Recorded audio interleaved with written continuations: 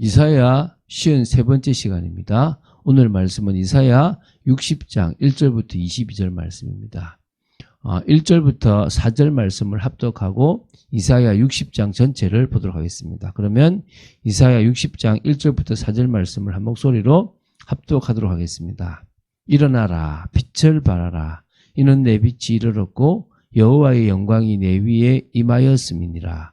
보라, 어두움이 땅을 덮을 것이요 캄캄함이 만민을 가려이러니와 오직 여호와께서 내 위에 임하실 것이며 그의 영광이 내 위에 나타나리니 나라들은 내 빛으로 왕들은 비치는 내 광명으로 나아오리라. 내 눈을 들어 사방을 보라. 무리가 다 모여 내게로 오느니라. 내 아들들은 먼 곳에서 오겠고 내 딸들은 안 기어 올 것이라. 아멘. 지금 계속 이어서 이사야의 제3부 후반부라고 할 수 있는 58장부터 66장까지를 보고 있습니다. 한마디로 신앙 회복을 통해서 선민에 대한 복된 미래가 있다. 이것을 지금 예언하고 있습니다.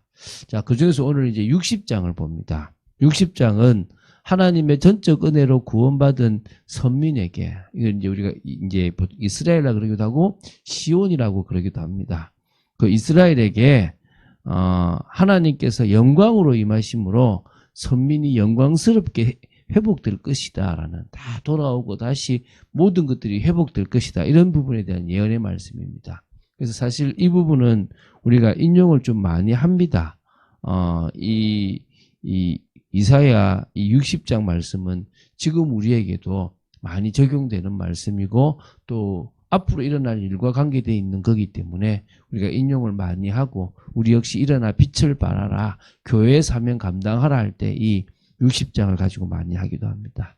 자, 우리가 좀 보면서 나누도록 하겠습니다. 먼저 60장 1절부터 9절 말씀을 먼저 보도록 하겠습니다.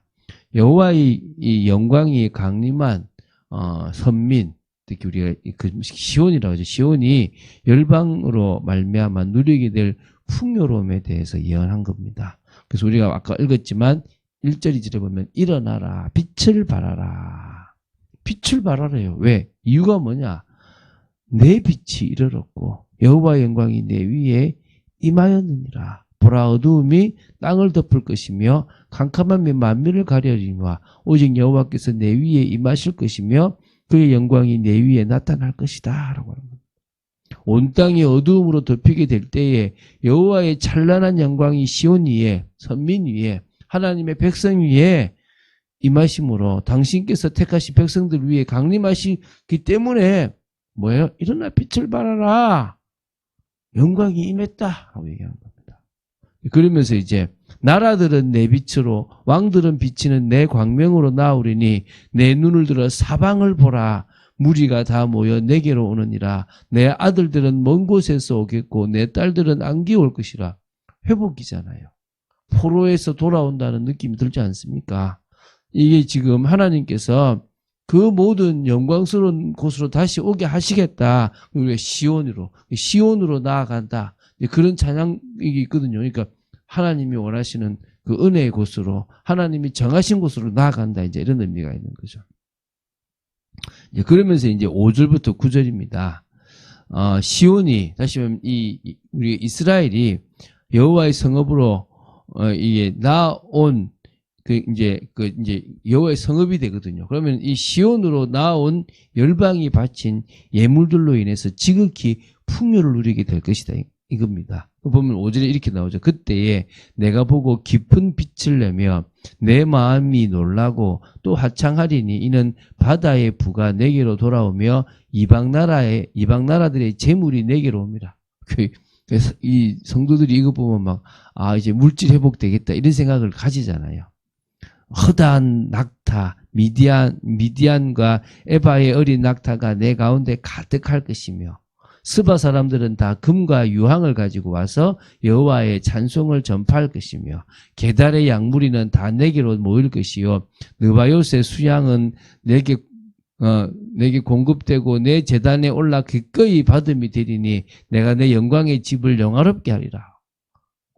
저 구름같이 비둘기들이 그 보금자리로 날아가는 것 같이 날아오는 자들이 누구냐? 그 섬들이 나를 앙망하고 다시스의 배들이 먼저 이르되 먼 곳에서 내 자손과 그들의 은금을 아울러 싣고 와서 내 하나님 여호와의 이름에 드리려 하며 이스라엘의 거룩한 이에게 드리려 하는 자들이라. 이는 내가 너를 영화롭게 했습니다. 하나님이 이스라엘 백성, 시온 또 하나님의 백성을 영화롭게 했기 때문에 막 이런 회복의 역사가 일어난다는 겁니다. 그래서 그럼 이 예언은 1차적으로는 하나님의 심판으로 인해서 파괴됐던 시온, 즉 예루살렘이 하나님께서 다시 강림하심으로 말미암아 영광스럽게 회복될 것에 대한 예언이고요. 따라서 이 예언은 1차적으로 이스라엘의 포로 귀환 그리고 예루살렘 성전의 재건 이거죠. 큰 영광은 사실 아니에요. 왜냐하면 그렇게 큰 영광은 아니니까. 이것이 이제 궁극적으로는 세상의 빛으로 오실 예수 그리스도의 강림으로 말미암아 다시 말하면 교회가 세워지고 그 교회가 모든 열방을 포함한 보편적인 그 교회가 번영을 누리게 될 것이다. 이 부분입니다. 그래서 예수 그리스도는 만민에게 비치는 구원의 빛입니다. 그 빛으로 나오는 자들은 민족이나 혈통 등 인간적인 조건에 관계없이 구원에 이르게 되며 영적인 번영도 누리고 풍요도 누리게 될 거라는 겁니다. 과거 어두움과 죄악, 절망, 고통 속에 살아가던 자들에게도 그리스도의 참빛이 비춰져서 뭡니까? 그의 삶이 180도로 다른 풍성한 축복의 삶으로 바뀌게 된다는 것입니다. 이제 그런 복을 누리게 될 거라는 예언이죠. 자, 이제 10절부터 16절입니다. 하나님의 은혜로 회복된 시온의 영광에 대해서 또 한 번 예언해요. 자, 10절부터 14절은 이런 겁니다. 여호와의 전적 은혜로 징계에서 회복된 이스라엘 백성, 선민, 시온이 열방 중에서 누릴 권세와 영화에 대한 겁니다. 들어보면 그냥 참 좋아요. 내가 노하여 너를 쳤으나 이제는 나의 은혜로 너를 불쌍히 여겼은즉 이방인들이 내 성벽을 쌓을 것이요. 이방인들이 쌓아준대요. 그들의 왕들이 너를 섬길 것이며 내 성문이 항상 열려 주야로 닫히지 아니하리니 이는 사람들이 내게로 이방 나라들의 재물을 가지고 그들의 왕들을 포로로 이끌어옵니다. 너를 섬기지 아니하는 백성과 나라는 파멸되리니 그 백성들은 반드시 진멸되리라. 레바논의 영광 곧 잣나무와 소나무와 황양목이 함께 내게 이르러 내 거룩한 곳을 아름답게 할 것이며 내가 나의 발 둘 곳을 영화롭게 할 것이라. 너를 괴롭히던 자의 자손이 몸을 굽혀 내게 나오며 너를 멸시하던 모든 자가 내 발 아래에 엎드려 너를 일컬어 여호와의 성읍이라 이스라엘의 거룩한 이의 시온이라 하리라. 이 시온이 나오는 거예요. 이렇게 나오는 거예요. 그러니까 이 시온을 파괴하던 이방인들이 시온의 재건에 협력하고 그래서 그들의 왕이 시온을 섬기며 시온은 영원토록 안전하게 되고 시온을 섬기지 아니하는 백성과 나라는 파멸에 이르게 된다. 이런 거예요. 그래서 여호와의 성읍, 이스라엘의 거룩한 이의 시온 이렇게 나오는 거예요. 이거 이 이스라엘 회복이잖아요. 다시 말하면 이 고레스가 이 이방인이 이 성읍을 짓도록 성벽을 짓도록 도와준다는 거예요. 그 뒤에 이제 계속 있었잖아요. 바로 이제 느헤미야 시대 때도 그랬고 그렇지 않습니까? 그래서 이제 15, 16절이 이렇게 나오죠. 과거의 징계에서 회복된 시온이 열방 중에서 누리게 될 복과 총체적인 것을 다시 한번 얘기해요. 전에는 내가 버림을 당하며 미움을 당하였으므로 내게로 가는 자가 없었으나 이제는 내가 너를 영원한 아름다움과 대대의 기쁨이 되게 하리니 내가 이방 나라들의 젖을 빨며 무왕의 젖을 빨고 나 여호와는 내 구원자 내 구속자 야곱의 전능자인 줄 알리라. 우리가 알고 사람들도 안다는 거예요. 이게 지금요 1차적으로는 뭐죠? 예루살렘 회복이죠. 성전이 채워지고 성벽이 쌓아진다는 거예요. 이걸 누가 합니까? 페르시아의 그 왕들이 하는 거예요. 메데 바사의 왕들이 한다는 거예요. 궁극적으로는 신약시대의 교회, 우리가 누리게 될 이 권세와 영화에 대한 너무 넘쳐서 이제 또 타락하게 되겠죠. 시온을 섬기지 아니하는 나라나 백성이 파멸에 이를 것이라는 예언은 사람들에게 그리스도께서 피 흘려 세우시고 친히 머리가 되시는 교회를 통해서만 구원에 이룰 수 있다. 하나님 그걸 높이신다 이거죠. 그 교회, 그러니까 교회 당이 아니라 그리스도께서 머리가 되시고 세우신 그 교회에 구원이 있지 다른 데는 구원이 없다는 것입니다. 이제 마지막으로 17절부터 22절입니다.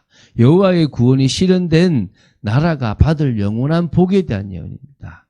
그래서 이제 17절에 이렇게 나오잖아요. 내가 금을 가지고 노스를 대신하며 은을 가지고 철을 대신하며 노스로 나무를 대신하며 철로 돌을 대신하며 화평을 세워 관원으로 삼으며 공의를 세워 감독으로 삼으라.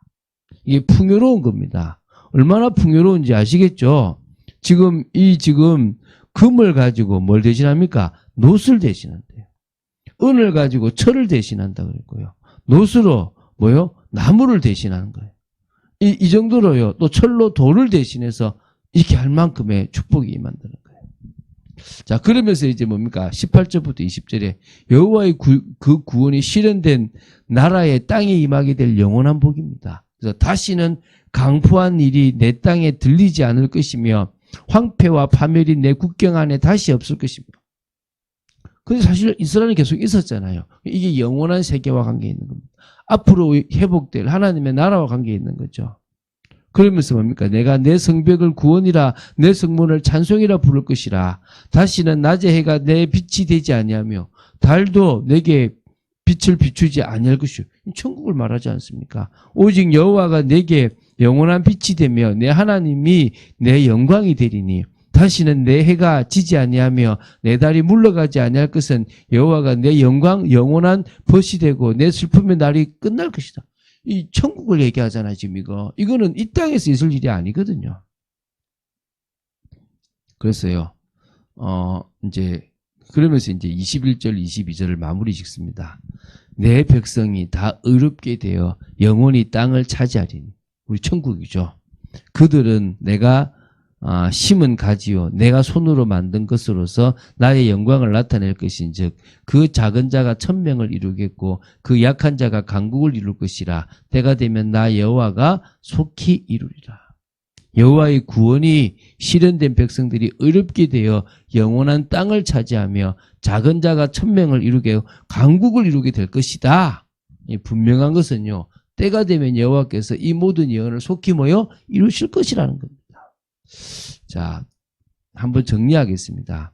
우리 첫 번째 부분과 두 번째 부분에서는 가깝게는 바벨론 포로 귀환 즈음에 예루살렘에 회복이 되는 것도 조금 더 지나서는 신약 교회가 영광과 번영을 누릴 것, 지금 같은 거죠, 그죠? 그럼 이 세 번째 부분은 뭡니까? 하나님의 택한 백성들의 구원이 완성되는 영원한 하나님 나라의 그 영광과 복에 대한 해가 필요 없습니다. 하나님의 해니까 그 정도로 역사해 주시겠다는 그 어디 나옵니까? 요한계시록에 나오잖아요. 지금 이것대로 가고 있다는 거예요, 지금. 오늘 그런 관계 속에서 우리는 이 세상을 하나님의 뜻대로 살아가고 있는 거예요. 하나님이 회복시켜 나가는 대로 살아가고 있는 겁니다. 그래서 뭡니까? 다시 바꾸는 거예요. 이익적 관계, 혈연적 관계, 뭔가 지배하는 관계가 아니라 뭐죠? 복음적 관계로. 그 속에서 이제 뭡니까? 빛을 발하고 영광이 드러나고 회복되고 돌아오는 그런 일들이 있을 거라고 믿습니다. 돌아오는 게 중요한 게 아니라 일어나 빛을 발하고 복음적 관계로 회복해 나가는 여러분 되시기를 주 예수 그리스도 이름으로 축원드립니다. 주는 그리스도시요 살아계신 하나님의 아들이심을 고백합니다. 이사야 60장의 중요한 말씀을 또 보며 우리가 하나님의 크신 은혜를 나눕니다. 역사하여 주시고 인도하여 주시고 이 말씀을 통하여 우리에게 임하신 엄청난 하나님의 그 영광과 그 영화로움이 아버지 사실적으로 우리를 변화시키고 새롭게 할 줄로 믿습니다. 늘 은혜 속에 있는 저희들 되도록 지켜주시옵소서. 주 예수 그리스도 이름으로 기도드립니다. 아멘.